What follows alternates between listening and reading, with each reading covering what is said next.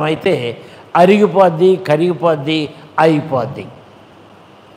పరలోక సంబంధమైన ప్రతిఫలం అయితే చెప్పండి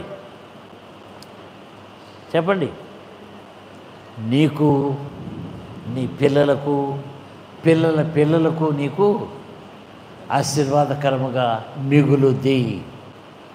ఏది కావాలి? ఏ ప్రతిఫలం కావాలి? చెప్పేస్తున్నాడు దేవుడు. 2 రకాల ప్రతిఫలాలు ఉన్నాయి. లోక సంబంధంగా కావాలంటే లోక సంబంధంగా అనుభవించు. నీవు ఎంతమందిని సంతోషపరుస్తావో సంతోషపరచు. నేను మాత్రం నిన్ను నీ వైపే చూడను. అందుకనే ఒక దినాన మనుషులు ఏమనబోతున్నారు?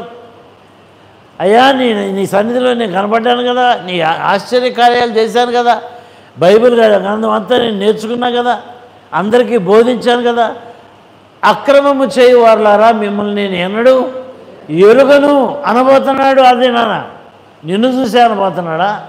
ఎందుకంటే నీలో యథార్థమైన భక్తి నాకు కనబట్లా. వాక్యం వింటున్నాము కానీ వాక్యానుసారముగా జీవించాలనే మనసు రాట్లా.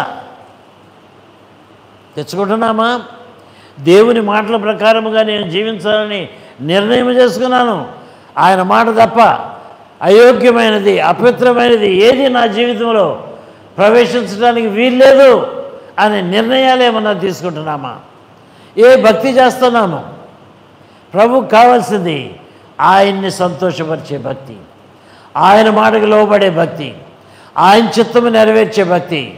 ఏమంటున్నాడు? మరణానికి వెళ్తా గెత్సెమనే తోటలో ఏమన్నాడు? తండ్రి నీ చిత్తమైతే ఈ గిన్నె నా యొద్ద నుండి తొలగించు, అయినను నా ఇష్టం కాదు నీ చిత్తమే సిద్ధించునుగాక. నువ్వు నేను ఏమనాలా? ఈ దినాన ఈ మెట్లు దిగి కిందకి వెళ్ళక మునుపు ఏ నిర్ణయం తీసుకొని వెళ్దాము? నేను ఎవరిని బలవంతం చేయను. మీకు అనిపిస్తే బుధవారం నుంచి ఆంటీ వచ్చే నెల ఉంది, ఎందుకో నాకు తెలియదు, వచ్చే బుధవారం నుంచి అని నేను అంటలా. మరి ఆంటీ చెప్పినట్లుగా వచ్చే నెల మొట్టమొదటి బుధవారం నుంచి ప్రతి బుధవారము నేను 7 నుంచి 8:30 దాకా ఇక్కడ ఉపవాస ప్రార్థనలో ఉంటాను. నాతో పాటు ఆంటీ ఉంటుందేమో, ఆంటీ కూడా ఉంటుంది. కాబట్టి దయచేసి గుర్తుపెట్టుకుందాము, ప్రార్థన చేసుకుందాము. దేవుడు మన జీవితాల్లో ఉపవాసం ఉండమంటున్నాడు. ఎందుకు ఉండాలో చెప్తూ ఉన్నాడు.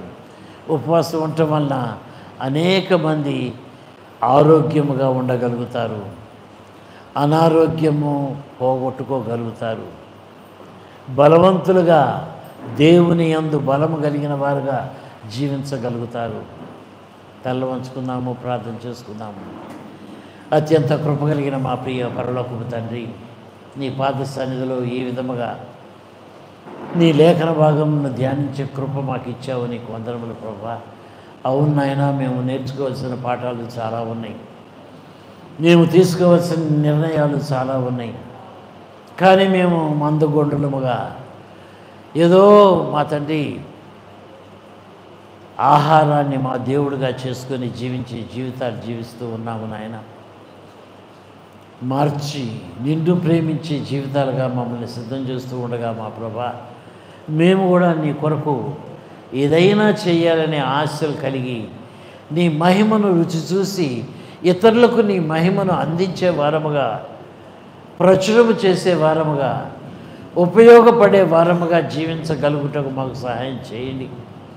నీ నామములో ఆ జీవితము, ఆ శక్తి కలిగిన జీవితము, నీ మహిమను ప్రచురము చేసే అధికారము కలిగిన జీవితాన్ని మేము కూడా నీ కొరకు జీవించే వారముగా మమ్మల్ని సిద్ధం చేయండి. పరలోక దర్శనాలు పొందుచు, నీ చిత్తము నెరవేర్చుచు, నిన్ను సంతోషపరచుచు, నీ సంతోషాన్ని భూమి మీద అనుభవించుచు అనేక మంది ముందు మాదిరికరముగా జీవించుటకు మమ్మల్ని సిద్ధం చేయండి ప్రభా. మాదిరి లేని జీవితం మా నుంచి తీసివేయండి ప్రభా. మీ చిత్తమైతే నీ లేఖన భాగములన్నింటినీ భూమి మీద ఉన్నప్పుడే మేము నెరవేర్చుతూ జీవించే వారముగా మమ్మల్ని ఆత్మలో తట్టి బలపరిచి సిద్ధపరిచి నడిపించి కాపాడమని యేసు పరిశుద్ధ నామమున మిక్కిలి వినయముతో ప్రార్థించి వేడుకొంచు ఉన్నాను తండ్రి. ఆమేన్. మన తండ్రి అయిన దేవుని ప్రేమ